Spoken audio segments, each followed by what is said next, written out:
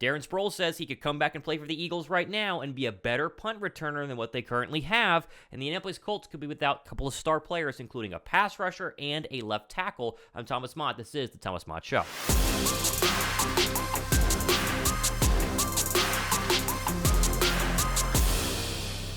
What's up, guys? Thomas Mott here. Welcome to the Thomas Mott Show on a Sunday, getting you ready for a 1 p.m. kickoff between the Colts and the Philadelphia Eagles. I got to jump on here real quick because I want to give you, a look ahead to Colts and Eagles and obviously the rest of the games for an NFL Sunday. But I really wanted to start with Darren Sproles. You remember little Darren Sproles? Love the guy. I mean, he was one of the best third down running backs, Swiss Army knife running backs, kick returners Philadelphia's had over the past 10 years. He was on the K. Adams show, the Up and Adams show, and he gave a pretty good pitch as to why he should return to the Philadelphia Eagles for a playoff run. We're going to listen to it, react to it. Honestly, I don't hate the idea. Take a listen to this. You finished your career in Philadelphia. They're killing it. Do you watch and do you think, like, I wish I was out there? Because they're amazing and they look so fun right now. They do. When I'm watching the games on Sunday, sometimes I'll be like, man, if they call me right now to go get some punts or something like that, I think I can still do it. What do you got? What do you got left? Tell me, Darren. Really? Huh? What do you got left? What I got left? Maybe the playoffs. I can give you a great playoff run. Just like how Weddle did. Now Weddle came back and did that. I can give you a great playoff run. And then get another Super Bowl ring. Because that's what, Weddle did that. Weddle came and scooped in right at the right time. There you go. You can see Kay Adams. I like Kay Adams. She's really, really good at what she does. She's trying to, you can tell she's getting a headline here, right? Because this headline will say Darren Sproles wants to return via the Up and Adams show, the Kate Adams show. So pretty fun there with what she's doing with this interview. He seems serious. Now this is that you could take this as like, oh, he's just messing around, but he seems serious. You see the look in his eyes? He was like, I can return punts right now if they went ahead and give us a phone call and then give you a little bit of a playoff run, just like Eric Weddle did with the Los Angeles Rams last year. Everyone thought Eric Weddle was crazy for coming back, and he started in the Super Bowl, played in the Super Bowl, and won a Super Bowl, and then retired again. It was like, geez, just get that ring and then move on. Now, the issue with Darren Sproles, obviously, is the fact it's not like he just sat out this year. He hasn't played since 2019 when he was with Philadelphia. And he had 5 really good years with the Philadelphia Eagles where he was just, again, third down, out of the backfield. I mean, with Carson Wentz in those early Carson Wentz games, he was absolutely critical and fantastic. Got hurt a bunch the past 3 seasons in terms of his final 3 in 2017 through 2019, but maybe you do go ahead and give him a phone call and just have him return punts, because really, they wanted Kenny Gainwell to be the next Darren Sproles. That was the mold they were hoping for. Now, Sproles is his own, unique player with how small and powerful he is, and Gainwell is not as powerful physically, but still has that small, kind of elusive, out-of-the-backfield playing style. Boston Scott can be, kind of similar, but neither of them are big-time punt returners, and that, again, when you talk about Philadelphia's weakness, is the lone remaining one, okay? Philadelphia had so many issues going into this offseason, right? They needed to get a D tackle. They needed to go ahead and, make sure the linebacking core was set up. They needed another cornerback. They needed a safety. They needed a wide receiver. They needed, all these things had to happen. And Howie's gone boom, boom, boom, boom, boom. And then they had an injury to D tackle. He went boom, boom this past week. And now if you were to poll any sort of Eagle fan walking around the streets of Philadelphia right now or on this show, you guys comment all the time down below. You say, Thomas, we got to replace Covey as the punt returner. Well, I agree. I mean, literally, he's done absolutely nothing so far, the undrafted free agent out of Utah, and behind him, there isn't much. Quez Watkins would be the replacement, but obviously, if they liked Quez Watkins more than Britton, they would have replaced him at this point, and same thing goes for Kenny Gainwell. So I don't hate the idea. The likelihood is probably 10 or 15%, but you offer him the veteran minimum. I mean, what's $400,000 in the Eagles salary cap right now to bring back Darren Sproles for, let's say, week 15, get him ready in the regular season, and then you have 3 playoff games, divisional round, NFC Championship game, Super Bowl.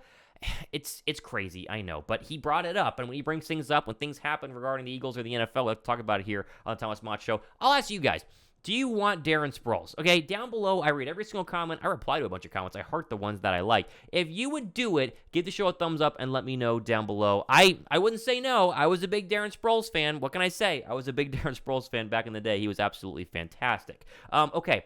We'll get to Eagles-Colts here in just 1 second. First, though, if you guys want to bet on the Eagles and Colts game and win a lot of money with DraftKings, the link is down below. You see it on your screen via the TFM website. Bet $5 on the Eagles on Sunday, today, and you get $200 back in free bets if they win via our friends at DraftKings. This is a great promo for you, those of you guys who are on the edge of doing DraftKings and want to jump in. Why not do it with the link that I have down below? You just sign up, deposit the $5+, bet on the Eagles to win the game, $200 back in free bets. I mean, it's a really, really good deal if you're a betting agent in a legal betting state. Jump in on this deal right now. Link will be down below in the description box. Philadelphia's not going to lose 2 straight. And that's where we got to get into, right? Philadelphia is not going to lose to the Indianapolis Colts. And it's worth noting, first off, a quick injury update because Indianapolis is more banged up than Philadelphia is. As we talked about on previous shows this week, Philadelphia is good to go. Only player out is Josh Jobe with the hamstring.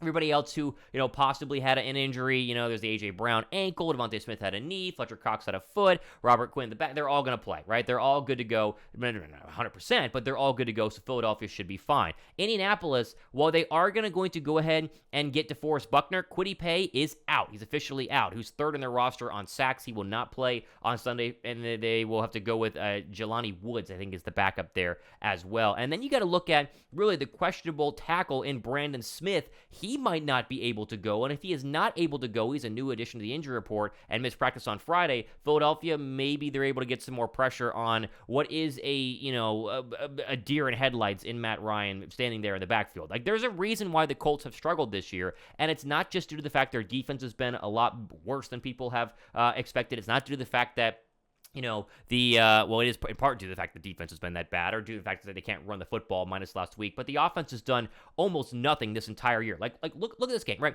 20 points against the Texans, 0 against the Jaguars. They beat the Colts. That was like the Chiefs. That was the one little bright spot. Then you had 17 against the Titans, 12 against the Denver Broncos. The Jaguars was their one explosion, then 10, 16, and 3 before their win against the Raiders this past week. This whole idea that the Colts have somehow, turned a corner with Jeff Saturday, it might be true. They might be motivating, but let's not overstate what they were able to do last week against the Las Vegas Raiders. It's the 2-7 Las Vegas Raiders, who are the biggest dumpster fire right now in the league. I mean, at least you have multiple first-round draft picks with the Texans. You kind of feel like that franchise is just, a couple of drafts away. The Raider fans don't even like Josh McDaniels, and yet he's tied with the Raiders. We saw this past week via Twitter that they can't afford to fire him because they don't have enough money to pay him and then pay a new head coach. And so, I like Jeff Saturday. I'm a Matt Ryan fan, obviously. I live in Atlanta, covered the Falcons for a while. I did a Falcons post-game show on a local radio station, met Matt Ryan multiple times. Great guy. I mean, love Matt Ryan the person, but in terms of still being a superstar quarterback, those days are very much gone. That's why they went from Sam Ehlinger, he stunk, back to Matt Ryan. So Philadelphia 100% should be able to get some pressure on Matt Ryan and win that football game. The real question is for sure going to be Jonathan Taylor. Now, I mentioned that Taylor has struggled the past couple of weeks, and that is true, but against the Raiders, it was the vintage Jonathan Taylor we saw from last year. 22 carries, $147 on the ground, and 1 rushing touchdown. I think where you can get this Colt defense is through the passing game. They're pretty good against the run, especially whenever Buckner plays. You saw Josh Jacobs had a bunch of carries last week, but couldn't really get anything more than 78 yards. But Devontae Adams had a feast of a day from a receiving perspective. If A.J. Brown is 100%, with Devontae Smith, I think that is a really big opportunity for Philadelphia to 100% move the football through the air and just get back on track, right? I think that's the key right now for these Philadelphia Eagles is getting back on track and getting back to their winning ways and shutting up all the doubters who really came out of the woodworks after the Commanders win, right? Like, there were doubters at the start of the year for Philadelphia. Then the Eagles went on this big winning streak, beat Dallas, and they beat the Commanders and the Vikings. And they were feeling really good, and all the, the praise started coming up, and we showed you guys on the show. And then as soon as the Commanders won, it was like, oh, no, we're done. No, Eagles are bad. Sorry, we're out of here. If they can beat the Colts, then you have maybe not an easy win against the Packers, but you can stack back-to-back wins here before this tough 4-game stretch of the Titans, the Giants, the Bears, and the Cowboys. So a big matchup on Sunday in just a couple of hours. I feel really good about the Eagles' chances. I'm taking them to win. I think it could be big. I think 31-13 is kind of the order here.